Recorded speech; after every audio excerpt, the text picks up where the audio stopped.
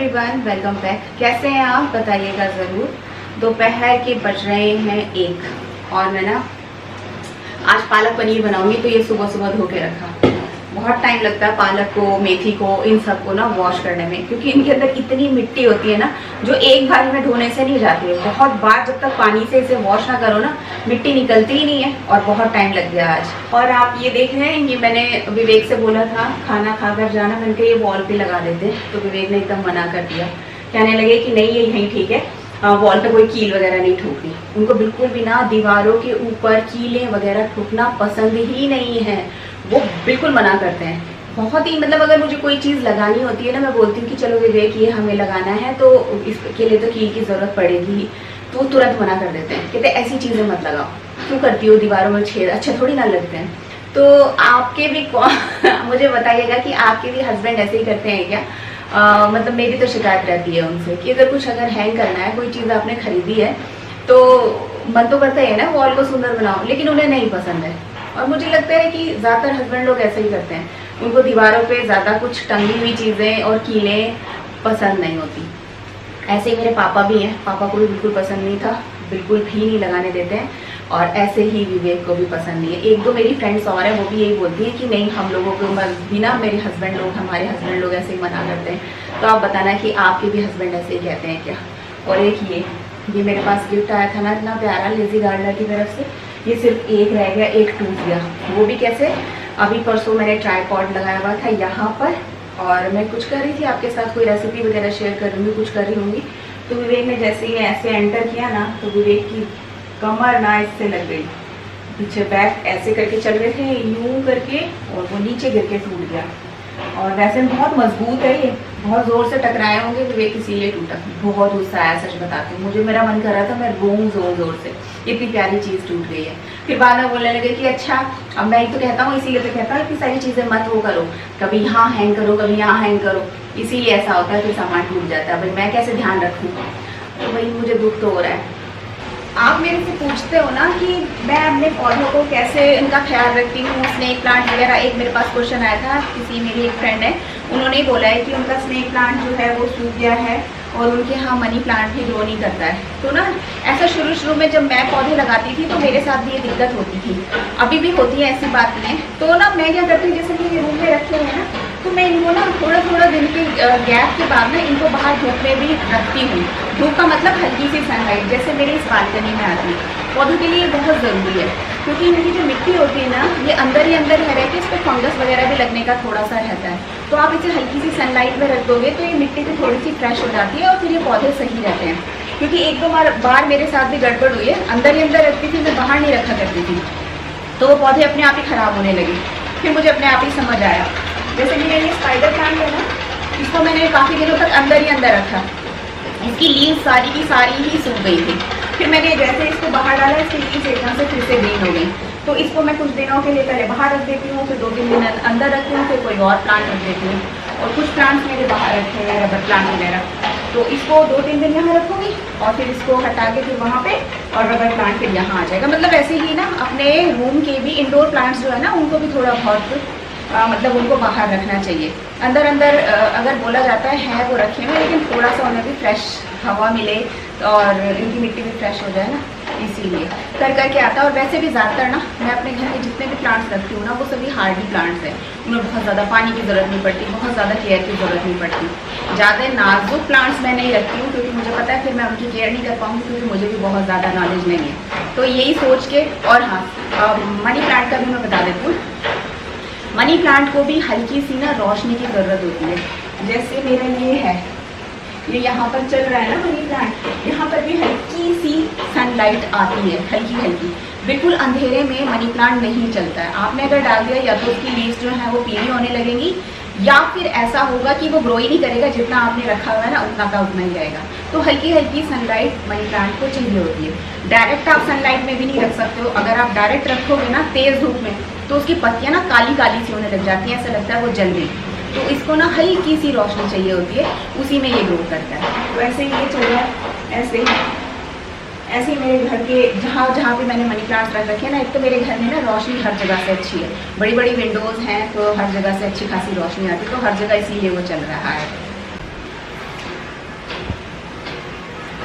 यहाँ पर भी देखो, ये इधर रखा हुआ है ना, ये भी इसीलिए इतना अच्छा चल रहा है क्योंकि यहाँ पर भी अच्छी खासी सामने से रोशनी आती है और ये बढ़िया ग्रो कर रहा है। तविशी आती है, तविशी इनको देख के कहती है कि मम्मा इसे रेस्ट भी तो चाहिए, तो वो इसके ना पैर ऐसे कर देती है कि मम्मा देखो अभी ना थोड़ा सा रेस्ट करेगा तो इसको पैरों को रेस्ट मिलना चाहिए, इस तरीके से कर देती है इसको। फिर मैं ठीक करती हूँ। मेरे बहुत सारे व्यूअर्स को पसंद आया है ये आइडिया। ये कर लिया मैंने साफ पालक, बहुत मुश्किल हुई है, इतना सारा 1 किलो पालक था उसमें से इतना सा निकला है। आपको दिखाऊं, देखो कितनी मोटी मोटी डंठल निकली है और बहुत ही कचरा, बहुत कचरा निकला है। और इसी में मैं थोड़ा सा ये लहसुन है ये छील के डाला है और थोड़ी सी हरी मिर्ची, क्योंकि तविशी को पसंद नहीं है। इसी को ब्लांच कर लूँगी सबको एक साथ पानी में, फिर ग्राइंड करूँगी। और ये तड़के के लिए थोड़ा बहुत सामान निकाला हुआ है मैंने। तविशी जैसे बच्चे चाट में मिर्ची खा सकते हैं और गोलगप्पों में मिर्ची खा सकते हैं, लेकिन सब्जी में मिर्ची नहीं खाते हैं।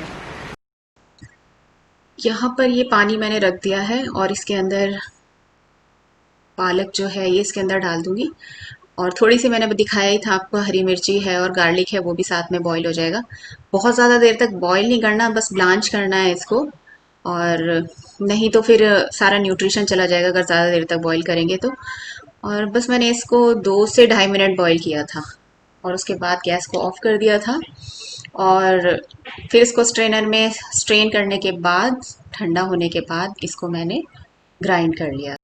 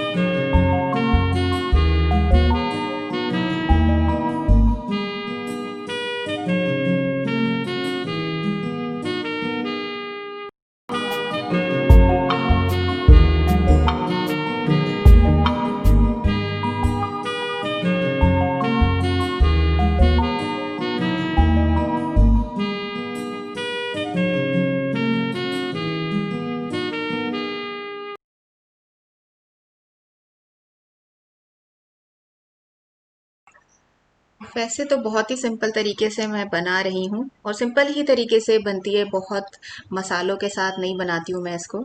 तो मस्टर्ड ऑयल मैंने कढ़ाई में डाला, इसके अंदर ज़ीरा डाला थोड़ा सा। और इसके बाद अब मैं इसके अंदर जिंजर और गार्लिक है जिसको मैंने क्रश किया हुआ है वो इसके अंदर डाल दूंगी, थोड़ी देर तक भून लूँगी।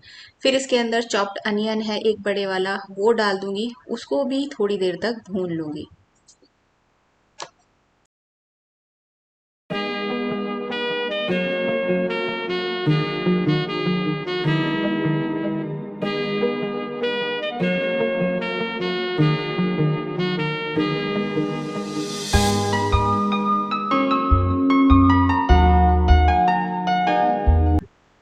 अब इसके अंदर हींग डाला है मैंने, वो भी थोड़ी देर तक भून लूँगी। और फिर हल्दी डालूँगी और कश्मीरी लाल मिर्च डालूँगी। हल्दी और कश्मीरी लाल मिर्च मैंने कम डाली है क्योंकि अगर ये ज़्यादा पड़ जाती है साग में, पालक में, तो फिर उसका कलर बदल जाता है। तो उसका ग्रीन कलर को मेंटेन करने के लिए मैंने हल्दी का और ये कश्मीरी लाल मिर्च का यूज़ कम किया है। फिर चॉप्ड टमाटोज़ इसके अंदर डाल दिए हैं और साथ में जो किचन किंग मसाला है वो डाल दिया है। बस इसे भून लूँगी। अब ये बहुत ही अच्छे से भुन गया है, तो इसके अंदर जो मैंने ग्राइंड किया है पालक वो डाल दूंगी। थोड़ा इसमें पानी ऐड करूंगी और इसको एक बॉयल आने तक पका लूंगी। और जब इसमें बॉयल आ जाएगा तो इसके अंदर फिर मैं पनीर डाल दूंगी और साथ में घर की ही फ्रेश क्रीम है वो इसके अंदर मिक्स कर दूंगी। बस तैयार हो जाएगा फिर ये पालक पनीर हमारा।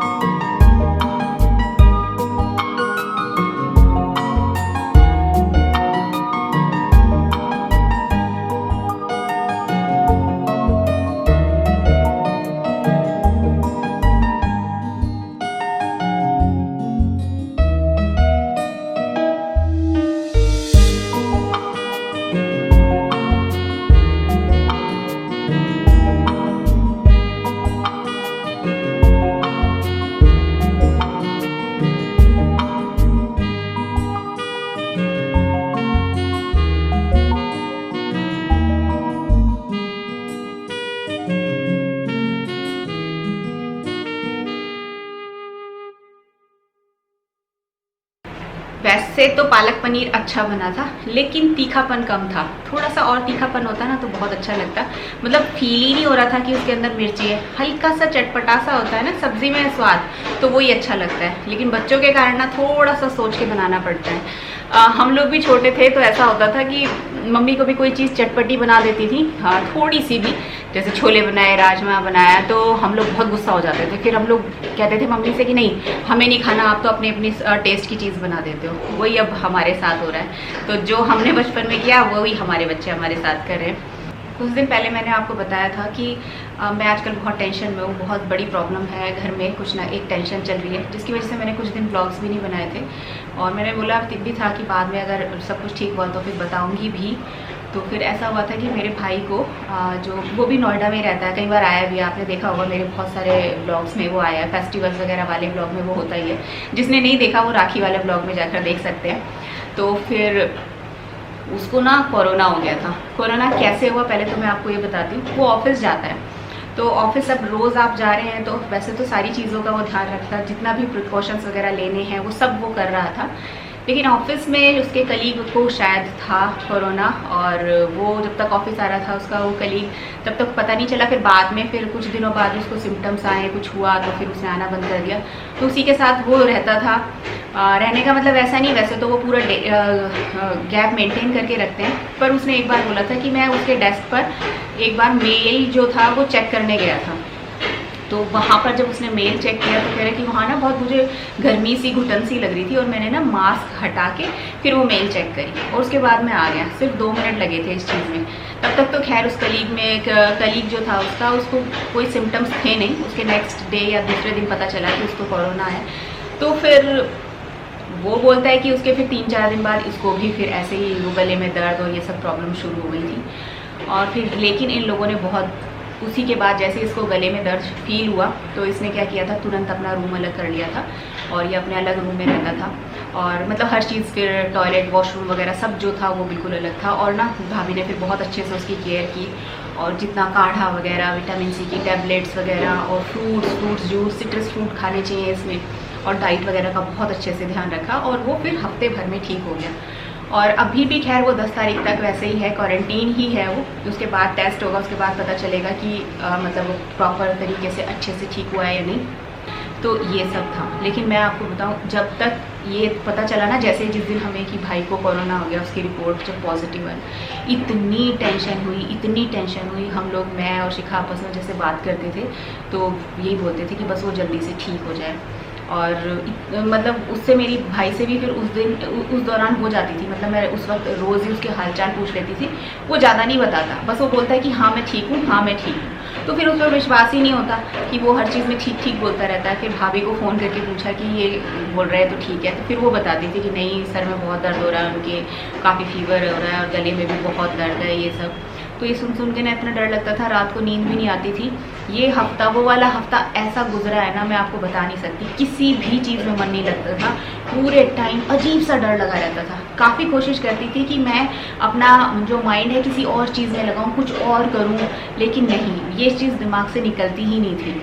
कितना भी पॉजिटिव होने की कोशिश करो कि नहीं सब ठीक होगा, सब ठीक होगा, लेकिन फिर भी एक हल्का सा डर, एक हल्का सा मतलब मन में लगा ही रहता है। बस वही मेरे साथ हो रहा था। लेकिन अब वो ठीक है ना, तो मैंने सोचा चलो अब आपको बता देती हूँ कि मैं इस प्रॉब्लम से गुजरी हूँ। और जिसके साथ होता है ना, उसी को पता चलता है, वो इंसान फील कर सकता है कि घर में क्या हो रहा है और कैसे हो रहा है। जब हम अपने पास से किसी चीज़ को देखते हैं ना, तब हमें मालूम पड़ता है कि रियलिटी क्या है। दूसरों को तो हम बड़े आराम से बोल देते हैं, आप पॉजिटिव रहो, आप ये रहो, मैं भी बोलती हूँ, ऐसी बात नहीं है। लेकिन जब अपने पे गुजरती है ना, तो बहुत मुश्किल हो जाता है चीज़ों को, ऐसी प्रॉब्लम को फेस करना।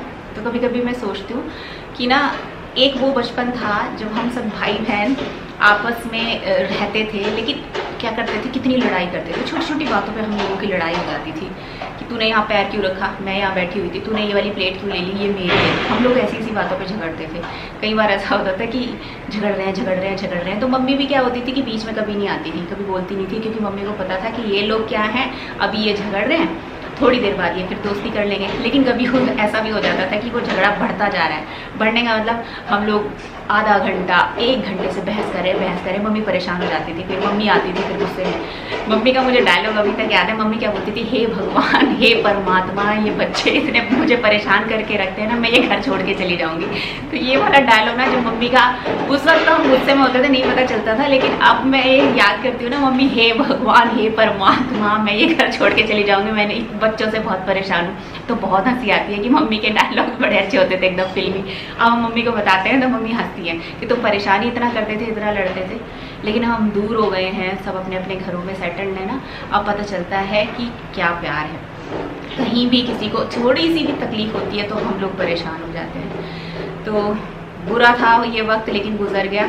और लेकिन अब सब कुछ ठीक है, बस अब उसकी रिपोर्ट नेगेटिव आ जाए और बस फिर सब कुछ ठीक हो जाएगा। वैसे तो अब भाई भी ठीक है। बस अब अपने वीडियो का यहीं पर एंड करूँगी। पसंद आए तो प्लीज़ लाइक कर दीजिएगा, अपने दोस्तों के साथ शेयर करना बिल्कुल मत भूलिएगा। कमेंट भी करते रहिए, मुझे अच्छा लगता है, आपके कमेंट्स पढ़ना मुझे अच्छा लगता है। सारे कमेंट्स के रिप्लाई करती हूँ, आराम से बैठ के पढ़ती हूँ। कभी किसी भी मैंने अपने व्यूवर का कोई कमेंट कभी मिस नहीं किया है, चाहे मुझे कितनी भी देर लग जाए। मैं कोशिश करती हूँ कि आप सभी को रिप्लाई करूँ, तो मुझे अच्छा लगता है। प्लीज़ आप कमेंट करने में कंजूसी मत कीजिए, जब मैं रिप्लाई करने में कंजूसी नहीं करती हूँ। तो बस फिर मिलूंगी आपको जल्दी नेक्स्ट वीडियो में, तब तक के लिए बाय।